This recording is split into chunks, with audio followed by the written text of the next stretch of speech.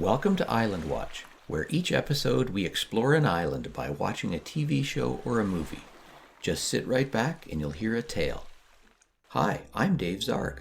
And I'm Gemma Voss. And yes, welcome to Island Watch, the podcast that transports you to islands all over the world. If you're up for a getaway, you've come to the right place. This week, the Good Ship Island Watch visits the tip-top of Australia through the road trip rom-com movie, Top and Wedding. All aboard!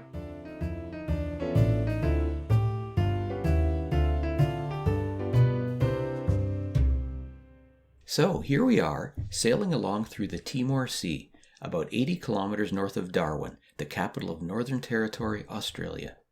The mainland Northern Territory itself is sparsely populated, about 0.16 people per square kilometer. Compare that to 9.7 people per square kilometer in North Dakota in the US. I can see we're getting closer to the Tiwi Islands. We're going to take a moment to get acquainted with the islands first, and then we'll dive into the movie. I see them too. The Tiwis are a group of islands, and there are a number of small uninhabited islands. Then there are the two large ones that we're heading for, Melville and Bathurst.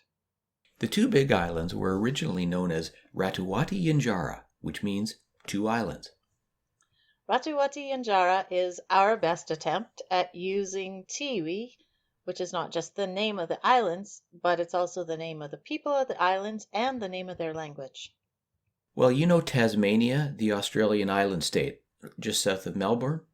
Yeah, the one that looks like a great big grin on the face of the Tasman Sea, right? Sure.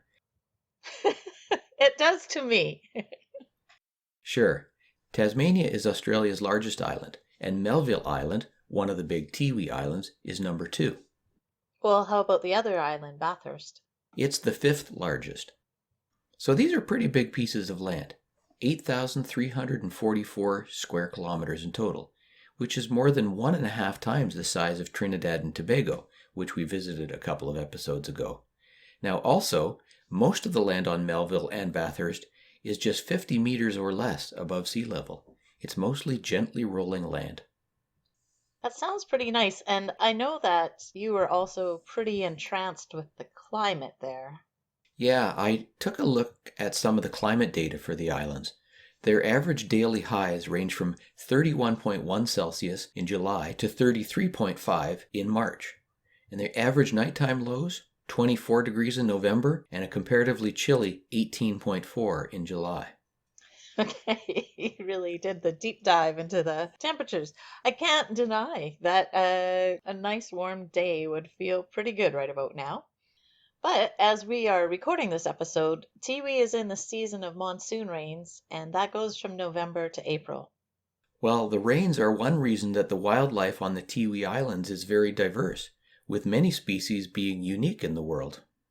Okay, well, something that isn't unique because it's found in a lot of coastal areas, but Tiwi has a lot of eucalyptus forests. Given the high humidity and all that eucalyptus, I kind of imagine it would be like having the humidifier going with eucalyptus oil. That could be nice. Sure. Well, there are more rainforests, and they're more dense than anywhere on the Australian mainland. How's the sailing today? If you're enjoying our podcast, we'd love you to give us a hand by rating and reviewing Island Watch on iTunes or wherever you get your podcasts. And be sure to tell your friends about Island Watch. So let's look at the people. The people are as unique as their land. There's only about 3,000 people living on Tiwi, and about 90% of those are Tiwi.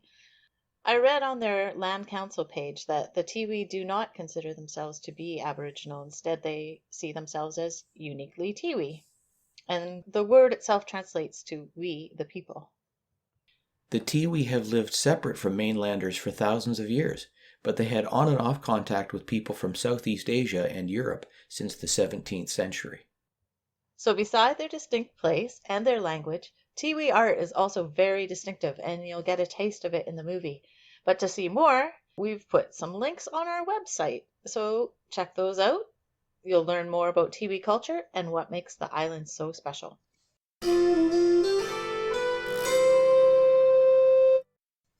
Popcorn is great with a show, but sometimes I want to connect the snacks to the movies just that much more.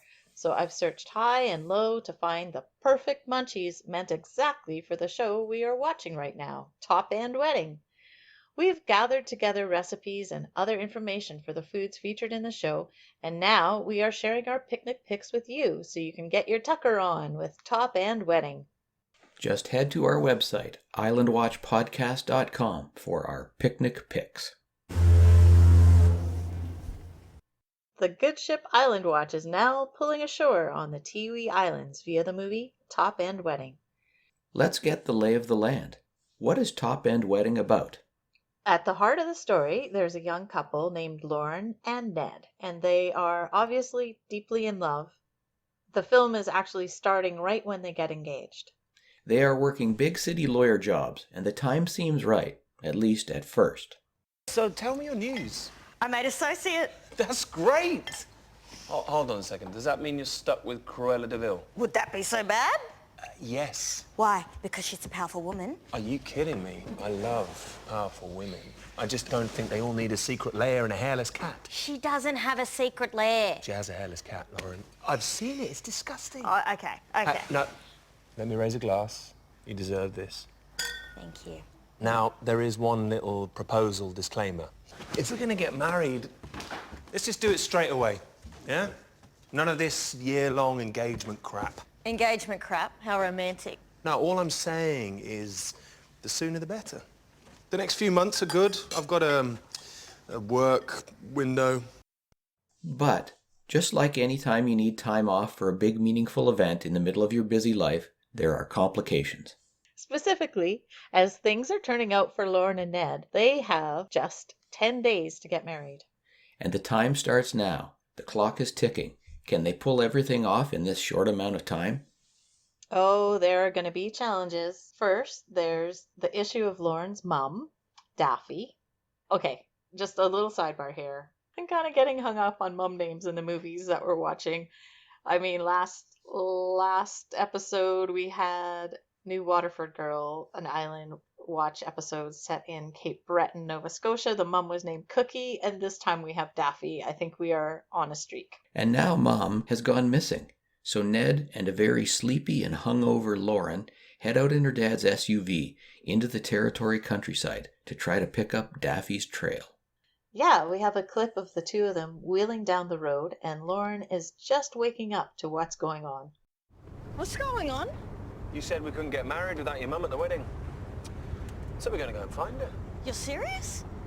If you don't want to get married, Lauren, I'll turn around. I didn't say If that. I turn around, though, that is it. Calm down. I'm not saying. I'm just... Oh, give me a second. Lauren, I'm 33 years old. Yeah, now maybe you don't feel this, but I see a room that's slowly filling up with boxes, and when that room is full, I'm dead. Now, right now, there's a lot of crap in there. Cheap boxes that are falling apart, boxes so boring, I don't even remember what's in them. But a life with you, being married to you, that's a whole bunch of bright, shiny boxes full of diamonds and fairy floss. Look at where I am because of you. I'm in the top end of the country. Already my boxes are looking brighter. Of course, Lauren can't imagine getting married without her mum being there for the wedding, and there is Australia's top end in Lauren's hometown. We're going to travel around that bit of the mainland first, as Lauren and Ned search for her mum. I don't know that I've ever seen pictures of the Northern Territory before, at least none that I knew were of that place, but one of the first notes I'll make on Top Island Wedding is how much I loved the scenery as Lauren and Ned drive all over the place searching for her mum. There's a scene where they're traveling on a boat in the Catherine Gorge, and the scenery is spectacularly breathtaking. I would love to visit there. The red walls of the gorge are gorgeous. But Ned and Lauren are facing other challenges too. Like her tough as nails boss is the one who set the 10-day deadline, and it doesn't look like she's going to cut any compromises. And this being Lauren's dream job, she does not want to have everything go kerblooey. And getting everyone from across the country to the wedding on super short notice is also adding to the pressure. And of course, it also adds to the possibilities for things to screw up in good rom-commy ways. The movie could have turned out boringly predictable in the wrong hands, but it's not. And the twists and turns are really fun, because it's all happening in a place that's novel to us. There aren't a lot of movies set in the Northern Territory, at least not that I've seen. I like your point about the novelty. I walked with my husband to a grocery store the other day to pick something up, and my husband came along for the walk and he realized he hadn't actually been to that store in a year. So there we are having a conversation about, oh wow, haven't been here in such a long time. So what I'm getting at is, wow, are we ever starved for novelty right now? And I think this movie really fulfills that need. Well, I guess so, because if even a walk to the neighborhood shop is a novelty, then it shows we're definitely ready for adventures. Oh, yeah. So vicariously scooting around the wide open spaces of Northern Australia, it just gave me a chance to exhale. And the characters are stressing out, of course, but they're keeping their sense of humor for the most part. For example, this conversation when Lauren manages to find enough bars on her cell phone to plead with her father in faraway Darwin to help pull the wedding together. Well, Trevor, that's Lauren's dad, he's despondent at his wife having left, and it seems like he won't be much help. Let's listen. Dad, listen. I need you to plan the wedding. The whole wedding. Venue, celebrant, flowers, candles, canapes, bloody everything. Dad, are you listening? God willing, we find Mum tonight and you're off the hook, but... You found her? Where are you? No, Dad. It's... How'd she look? Is she okay? She's fine. We haven't found her yet, but we're close. Oh, I'm coming. No, Dad, I need you there, okay? If she sees me and hears about the wedding, then maybe she'll put this whole romantic adventure behind her. Romantic? Shh, who's she there with? No one? Yeah, I bet it's that personal trainer, Hugo. She's been training with that poser for the last 6 months. Hasn't lost a pound. She's not with Hugo, Dad. Then what's so romantic about it? She's alone. Dad, I need you now, okay? I'll find Mum. You organise the wedding. Sounds like it's the path of true love, not running smoothly. What felt like a really genuine aspect of the road trip part of this movie is Lauren and Ned discovering things on the road that they never knew about each other. So to me, that's one of the essentials of a truly great road trip. You come back changed and hopefully for the better. It's a chance to bond. It is. Or sometimes it's a chance to realize the relationship isn't all it's cracked up to be. You'll have to watch to find out. Either way, Top End Wedding is a trip worth taking.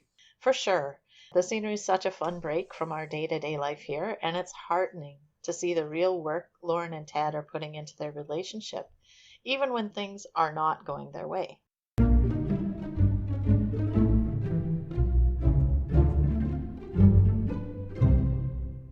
Let's talk about the other characters. Well, there's Lauren's dad, Trevor. He's really sad that his wife has left, but he still has plenty of comic moments. And then there's Lauren's boss, Ms. Hampton, who is uptight and all business. But will she remain that way? And of course, the rom-com requisite friends of the bride are pitch perfect. I guess you could say another layer to the movie is that it's kind of two rom-coms in one. Lauren and Ned's story, and the story of Lauren's mom and dad's love as well. Yep, two love stories, but different because of the ages of the people involved and the different cultural contexts they're living through given the times. We haven't mentioned yet that both of these two central relationships are between women who are Aboriginal and men who are white. The racial issues aren't deeply explored here. I mean, it's a rom-com, but the racial aspect of who the characters are is there on purpose. It's not token casting or some other unsatisfying situation. In fact, Miranda Tapsell, who plays Lauren, is not only the star of the movie, she was also one of the producers, and she co-wrote the script. This is not an autobiographical film, but there are crossovers to Miranda's life. For example, this scene. I remember going on one of them tours. School camp, year 8 or something. I remember because one of the Jarwin Rangers taught us the local word for saltwater crocodile, and then this boy yells out, "Hey Lauren, why don't you speak Aboriginal?" Everyone laughed. I wanted to punch that kid so bad. But then I realised it wasn't the boy I was angry with. It was the fact I didn't know the answer. I don't know why my mum didn't want to teach me Tiwi. I don't want to do that to our kids. I just don't know how to avoid it. I came across a podcast that Miranda co-hosts with Nakia Louie. I would highly recommend it. It's on our website if you want to go check it out. See the link there. They talk about how race and gender weave into their daily lives as Australian women. And there's a clip on there that we're going to play that just shows how it overlaps and I think ties into where she may have come up with some of the ideas for this movie. I think I claim my Larrakia and Tiwi ancestry so strongly is because I constantly got asked in primary school if I spoke Aboriginal. And that's why I kind of like to claim mine as well, so that people know that there's not just one Aboriginal voice. There's not just one Aboriginal ideal. We should also mention the rest of the cast. Okay, there's Gwilym Lee. He's the British actor who plays Ned, the boyfriend. And didn't he play Brian May in that Queen movie, Bohemian Rhapsody? He did. Actually, for Bohemian Rhapsody, he even did his own guitar work. Brian May himself coached Gwilym on how to make his hands look like May's playing. Well, that's going for the authentic. Absolutely. Remember Daffy? That's Lauren's mom, right? That is the one. She's played by Australian actor and singer Ursula Jovich, who grew up in Darwin, Northern Territory. It looks like 2019 was a banner year for Ursula, as she was also nominated for a playwriting prize for her original rock musical comedy, Barbara and the Camp Dogs. And rounding out the cast are English actor Hugh Higginson as Trevor, Lauren's dad, and Kerry Fox from New Zealand, who is wonderful as Lauren's boss, Ms. Hampton.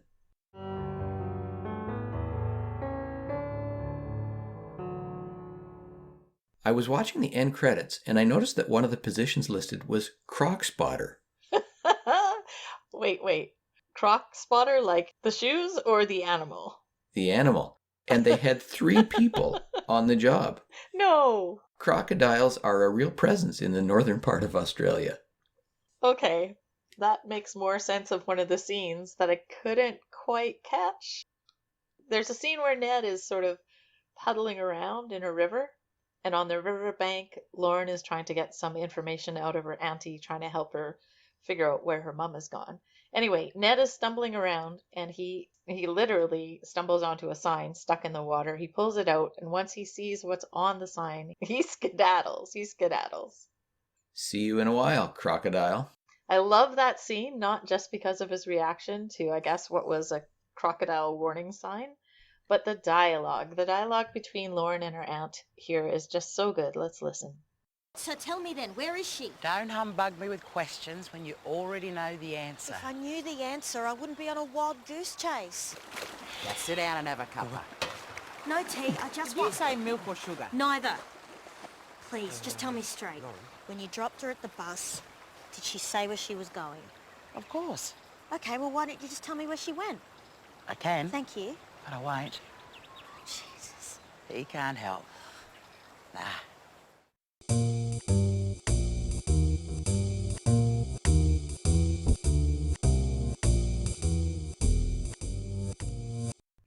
Time for ratings. Here at Island Watch, we give each watch 2 different ratings. First, our island rating, which answers the question, how much of an island feel do we get from this show? Gemma, what's your island rating? The movie both starts and ends on an island. There's a considerable portion that is on the Australian continent. How many times are we going to see a movie about the Tiwi Islands?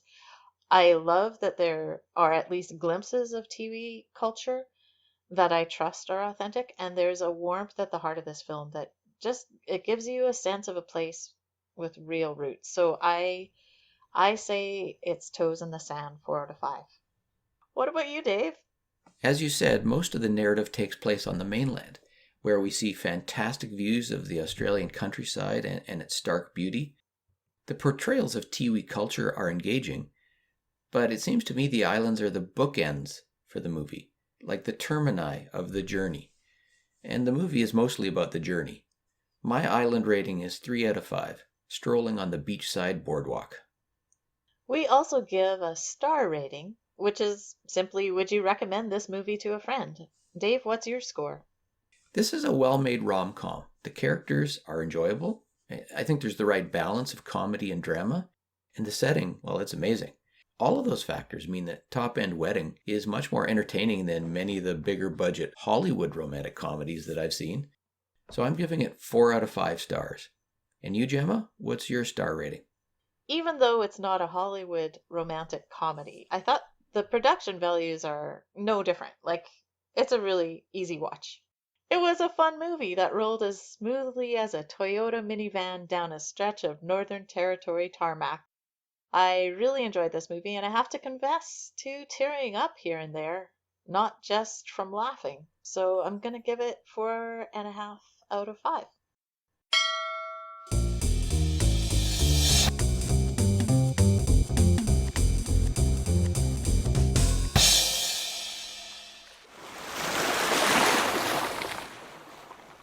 It's time for Find the Island.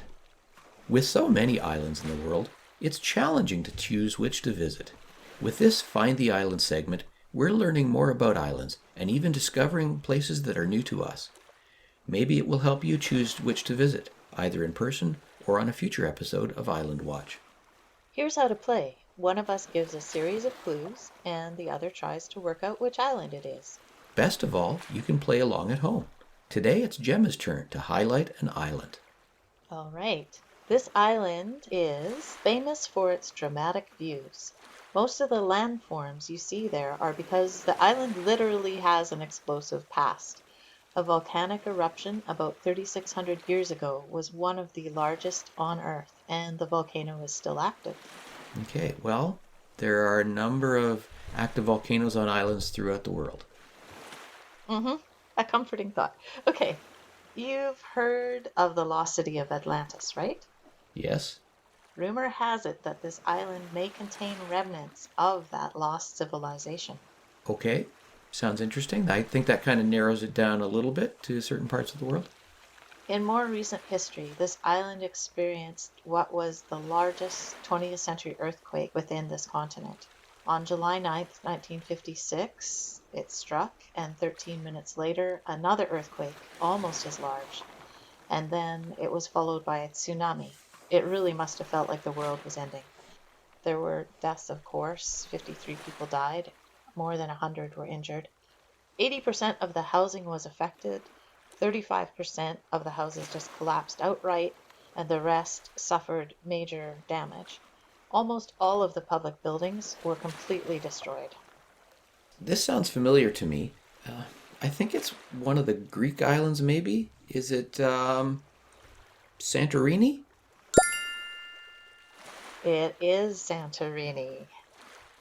Because it's on a volcano, Santorini has the shape it has. It has this caldera that collapsed and there's ocean within it. And that's the view you see looking down from the beautiful cliffs that remain from the explosion.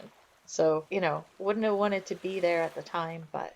But the volcano has made the island what it is today. The beauty that we appreciate. The beauty and also the culture, because... after that 1956 disasters, 2 earthquakes and tsunami, it led to a really huge internal migration. A lot of the population had to leave because the housing was destroyed. A lot of them moved to Athens, and it changed the course of history for the island again. And I was surprised, even when I was reading, I found out electricity didn't come to the island until 1974. Really? Yeah, they were very self-sufficient. And that's one thing, but now they have to be sufficient for themselves and be over 2 million tourists. 2 million. That's a lot. So that was from 2018 stats. 850,000 of those people came by cruise ship. But of course, they're all coming to see that fabulous, famous beauty. I haven't been to Santorini, but I have certainly seen pictures of and read about its enduring beauty. It has become a place of the world, I guess you could say. I think it's summed up best from a quote that I read on The Guardian, an article about how Santorini is becoming more and more popular all the time, but locals say it's hit the saturation point. and they interviewed a waiter named Konstantinos, one of the impeccably mannered waiters serving local sparkling wine on the terraces of Ia's exclusive Fenari restaurant. And he said, Santorini is unique. It is not Greek. It is totally international. Not more than once a week will a Greek couple or family stay in our villas. We all get very excited when they do. So it's one of those places that has benefited from tourism, but it's also been changed by the impact of that.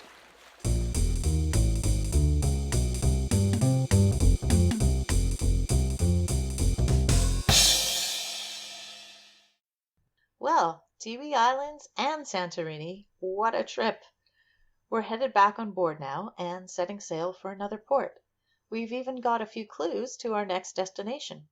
A famous variety of dairy cow comes from this island, and this cow's milk is the basis for some of the richest and most delicious dairy products in the world. There is a mysterious circle in the ground at the island's westernmost point. Folklore suggests that if you walk around it 3 times and make a wish, it will come true. Like many islands, it's a desirable place to live, but you can't just pick up and move there, because the housing market is tightly controlled. Only a certain number of properties are allowed on the open market for non-islanders to rent or buy. To see if you've guessed the island correctly, head to our website at islandwatchpodcast.com. Bonus, you'll also see what show we'll use to travel there. Tune in next time for another great Island Watch adventure. In the meantime, tell your friends about us. Follow us at Island Watchcast on Twitter. Our email address is islandwatchpodcast@gmail.com. And visit our website at islandwatchpodcast.com for show notes and more, like the answer to the big question, where does the good ship Island Watch sail to next? Fair winds and calm seas.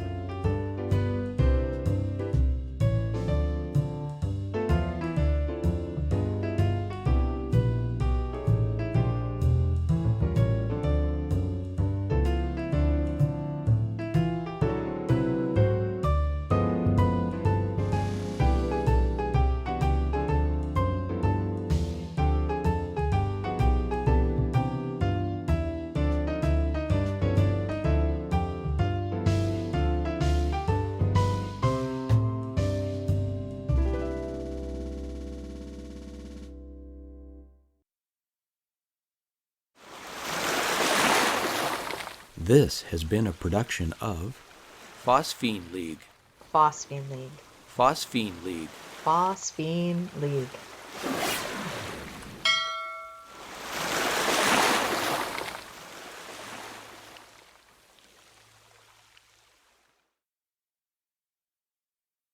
"10 days. Yep, so quickly, get dressed. I meant the next few months, not the next few days. I called your brother. He's taking us to the airport in 20. The airport? Lauren, I always imagined getting married back home. You want to fly to Darwin today? Are you having second thoughts? No, I want to get married to you specifically. I don't get the bit about Darwin and today. What's the rush? We can talk about it on the plane. You've never even taken me up there. You never even talk about home. Now all of a sudden you want to go up there. Yes. I know it doesn't make sense, but it feels right.